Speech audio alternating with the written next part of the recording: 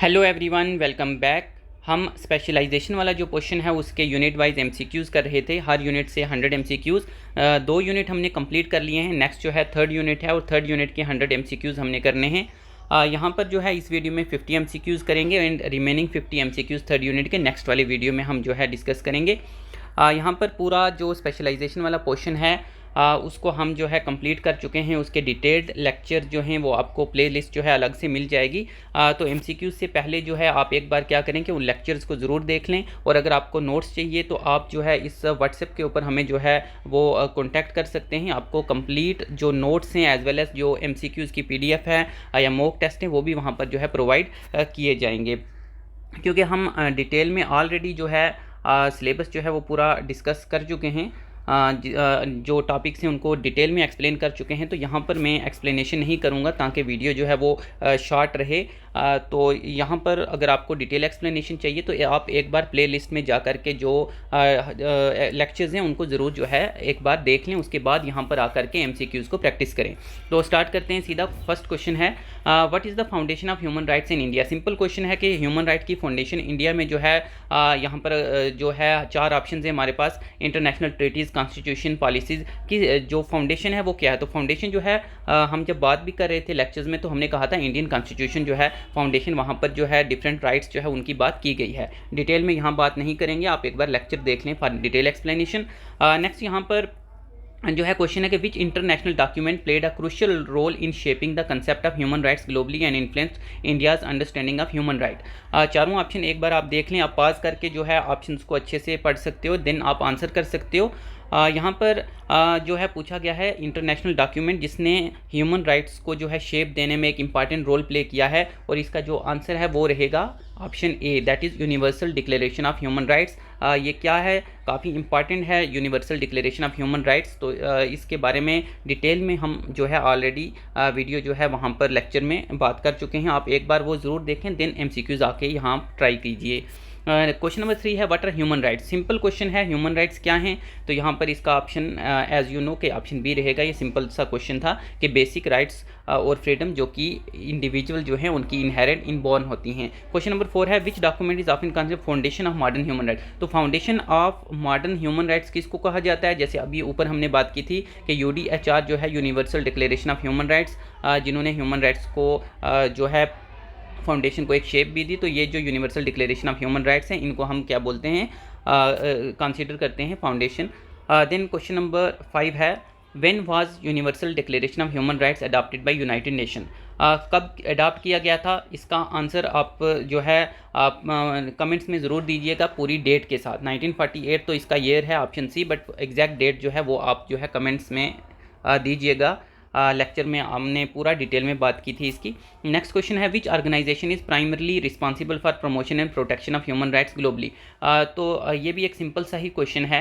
यहाँ पर इसका जो आंसर है वो रहेगा United Nations, as we know कि वो जो है ह्यूमन राइट्स के लिए प्रोटेक्शन और प्रमोशन जो है करते हैं। ठीक है, नेक्स्ट क्वेश्चन 7 है which right is considered cornerstone of human rights. ये जो है यहाँ पर अच्छा क्वेश्चन है, इंपॉर्टेंट क्वेश्चन है कि corner stone of human rights जो है वो किसको कहा जाता है। यहाँ पर हमारे पास 4 ऑप्शन हैं, एक बार आप देख लें।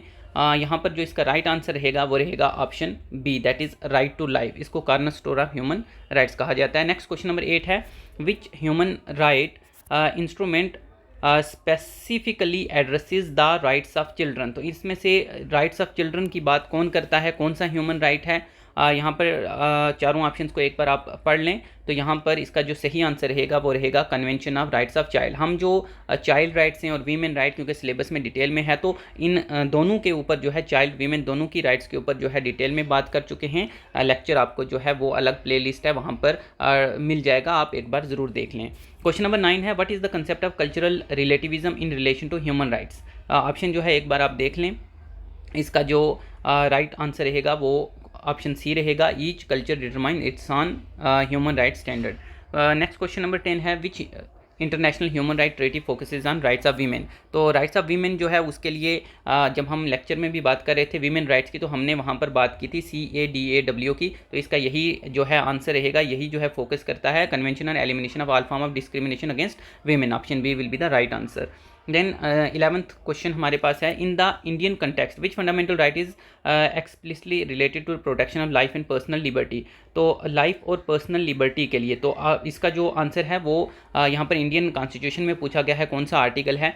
तो यहाँ पर इसका सिंपल आंसर जो है ये ऑलरेडी यहाँ पर लाइफ एंड पर्सनल लिबर्टी लिखा भी हुआ है, article 21 is the right answer. तो आपको अगर सीधा आर्टिकल दिया होगा तो 21 इसका जो है राइट आंसर आ जाएगा। ये कुछ इंपॉर्टेंट आर्टिकल हैं, इन सभी को ही आप याद रखें।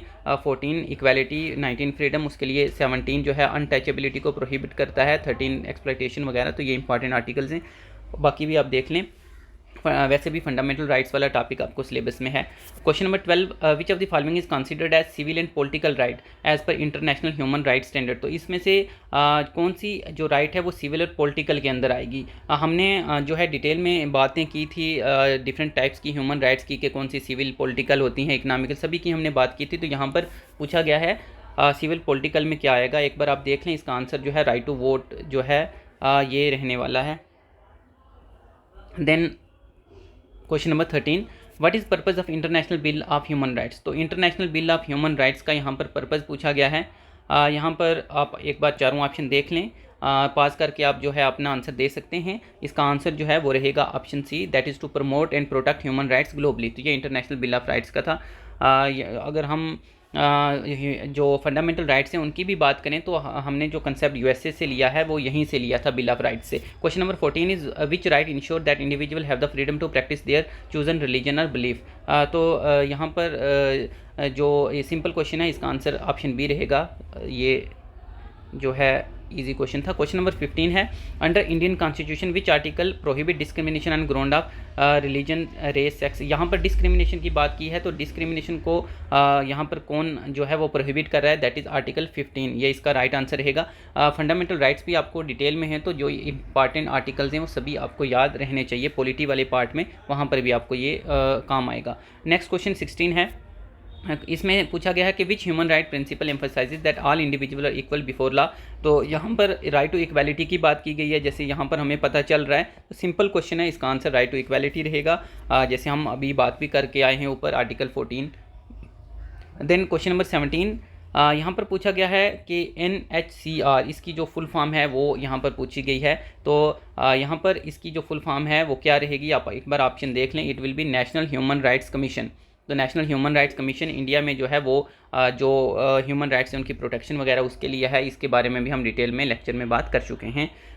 नेक्स्ट क्वेश्चन 18 है, पूछा गया है under the right to freedom of speech and expression, that is article 19 जो है फ्रीडम, राइट टू फ्रीडम, उसमें पूछा गया है what can be restricted in the interest of sovereignty and integrity of India. तो यहाँ पर किस में रिस्ट्रिक्शन हो सकती है, तो यहाँ पर जो है which can be restricted in the interest of. तो यहाँ पर अगर हम सभी यहाँ पर ऑप्शन देखते हैं तो इसका जो ऑप्शन है वो रहेगा option C, right to move freely throughout the territory of India.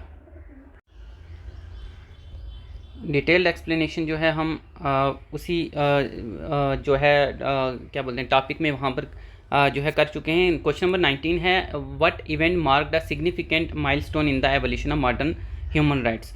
यहाँ पर जो है मॉडर्न ह्यूमन राइट्स में पूछा गया है, तो एवोल्यूशन ऑफ ह्यूमन राइट्स में हमने डिटेल में बात की थी। इसका आंसर जो है रहेगा option B, adoption of universal declaration of human right 1948।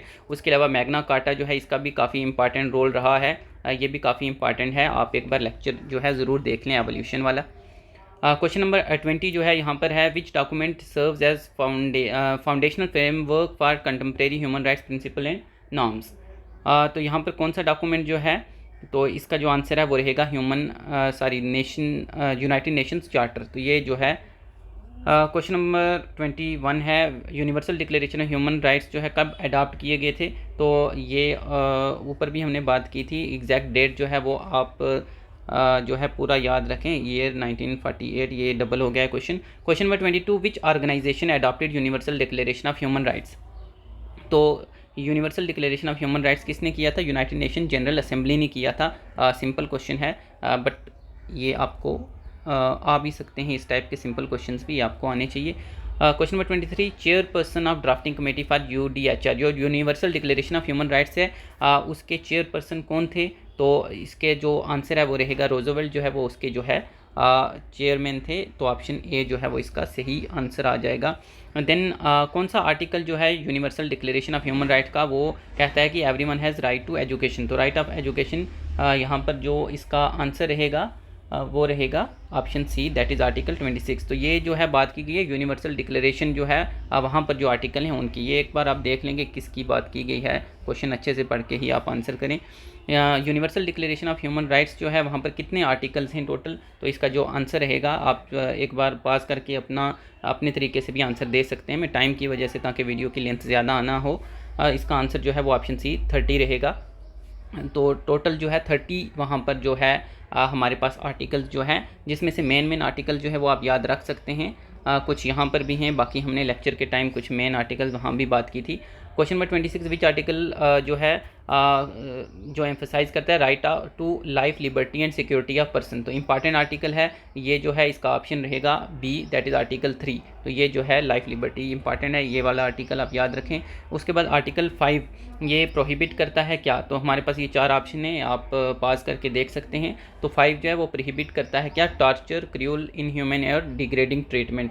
तो ये 30 आर्टिकल्स हैं, आप सभी को याद नहीं भी रख सकते, कुछ इंपॉर्टेंट याद रख सकते हैं। कौन सा आर्टिकल यहाँ पर है कि एड्रेस करता है राइट टू सीक, ये यहाँ पर right to seek asylum from prosecution, spelling थोड़ा मिस्टेक है यहाँ पर, इसका आंसर आर्टिकल 14 रहेगा। तो ये आपने अगर एग्ज़ाम में भी आपको आता है, आप पहले एक बार अच्छे से देख लें कि कहीं आपको इंडियन कॉन्स्टिट्यूशन का तो नहीं पूछा या आपको UDHR का पूछा है। तो जैसे हमने कहा UDHR जो है universal declaration of human rights, इसमें 30 आर्टिकल्स हैं, मेन आप देख लें, बाकी जो फंडामेंटल राइट्स है वो भी आपको देखना है, वहाँ पर भी इंपॉर्टेंट। यहाँ पर आर्टिकल 21 UDHR का किस चीज़ के ऊपर फोकस करता है, चारों ऑप्शन एक बार आप देख लें, इसका जो राइट आंसर रहेगा वो right to take part in government रहेगा।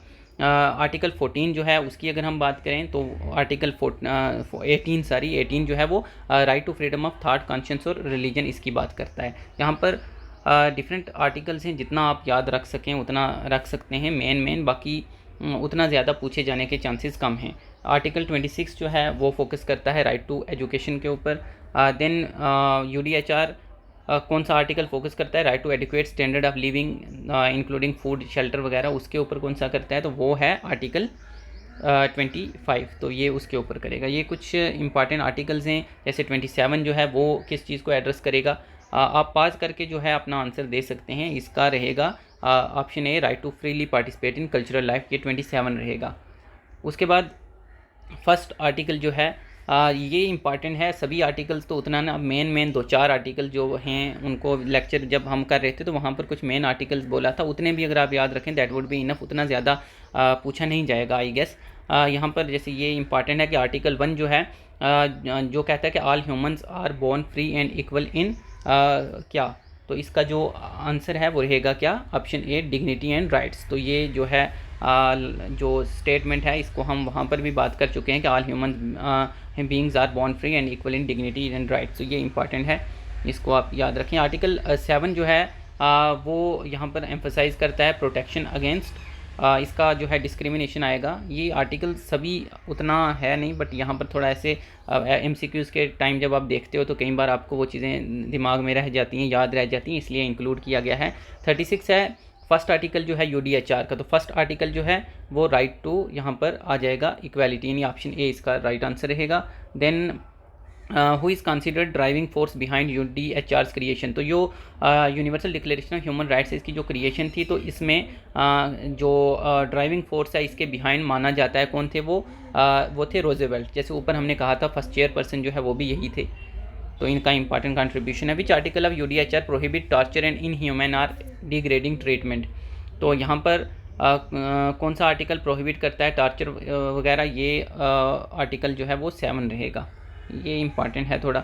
विच Indian leader played key role in advocating for human right principle at international level during drafting of UDHR, तो कौन से यहाँ पर पूछा गया है कि इंडियन लीडर थे जिन्होंने इंपॉर्टेंट रोल प्ले किया था जब ड्राफ्टिंग हो रही थी universal declaration of human rights की, ऑप्शन इसका रहेगा राइट कौन सा, option B, that is Jawaharlal Nehru. Then question number 40 which article, यहाँ पर पूछा गया है कौन सा आर्टिकल जो है that is aligning with the Indian constitution commit to equality before law, तो इक्वालिटी बिफोर लॉ जैसे हम बात कर चुके हैं ऊपर भी कि आर्टिकल 14 जो है इंडियन कॉन्स्टिट्यूशन की अगर हम बात करें वहाँ पर इक्वालिटी की बात करता है। Then question number 41 is there, what is the term use to describe the biological and physiological characteristics that differentiate male and female. तो ये जो है जेंडर वाला जो जेंडर सेक्स वाला जो टॉपिक है वहाँ से क्वेश्चन है। एक बार आप पहले लेक्चर ज़रूर देख लें, वहाँ पर हमने डिटेल में सभी इम्पॉर्टेंट पॉइंट्स को जो है डिस्कस किया हुआ है। अगर आपको पीडीएफ नोट्स चाहिए तो आप जो है हमें व्हाट्सएप कर सकते हैं, तो आपको वो नोट्स भी जो है प्रोवाइड किए जाएंगे। एक बार आप पहले पढ़ लें, उसके बाद आप एमसीक्यूज़ वगैरह ट्राई कर सकते हैं, तो वो ज़्यादा हेल्पफुल आपके लिए रहता है।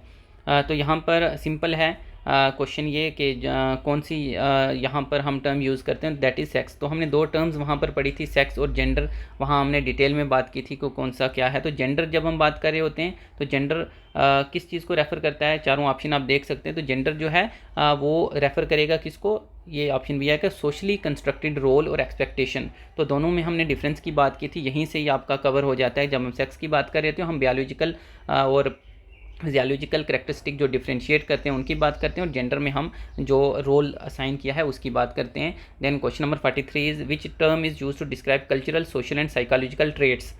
जो ट्रेट्स एसोसिएटेड हैं मेल या फीमेल के साथ, तो उसके लिए हम क्या टर्म यूज़ करेंगे, जेंडर करेंगे। तो इसका आंसर जेंडर रहेगा। ये इंपॉर्टेंट है, आप दोनों टर्म्स को अच्छे से जो है समझें। What is term for socially expected behaviour. तो यहाँ पूछा गया है टर्म कौन सी हम यूज़ करते हैं किस चीज़ के लिए, जो सोशली एक्सपेक्टेड बिहेवियर एक्टिविटीज़ हैं मेन वीमेन से। तो इसका जो आंसर है वो क्या रहेगा, जेंडर रोल रहेगा। तो यहाँ पर जेंडर रोल ये जो है आप अच्छे से जो है देख लें, हमने जो है डिटेल में इसके ऊपर बात की है, तो आप एक बार लेक्चर ज़रूर देखें। According to sociology gender role क्या है, तो जेंडर रोल जो है इसमें अगर हम चारों ऑप्शंस देखते हैं तो इसमें जो ऑप्शन सी है वो सबसे जो है अप्रोप्रिएट करेक्ट आंसर रहेगा कि वो सोशली कंस्ट्रक्टेड हैं। तो सोशली कंस्ट्रक्टेड होते हैं ये। Question number 46, what is term use to describe unequal distribution of labour basis in gender.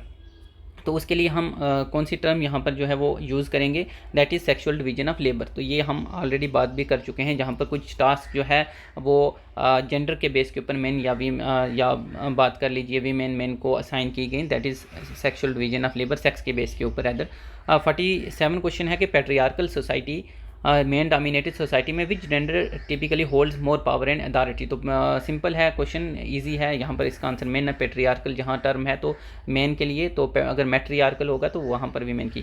Question number 48, in sociological term what is term for when individuals personal sense of their own gender. तो personal sense of their own gender यहाँ पर पूछा गया है कौन सी term use करेंगे।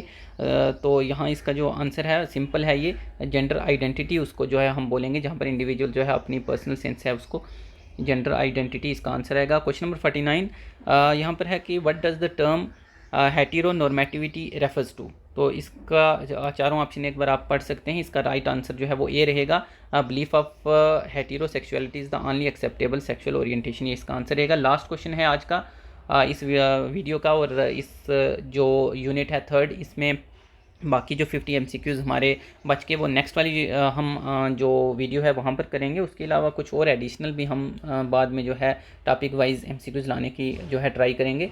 So question number 50 है what is the term for the advocacy of women rights and equal opportunities in various social political economic context. एक बार आप जो है सारे ऑप्शन जो है वो देख लीजिए। तो यहाँ पर वीमेन राइट्स और की बात की गई है कि उनको एडवोकेट किया जाता है। एक टर्म पूछी गई है जो आप काफ़ी जो है कॉमनली ये टर्म जो है आजकल आप सुनते भी हो, फेमिनिज़म।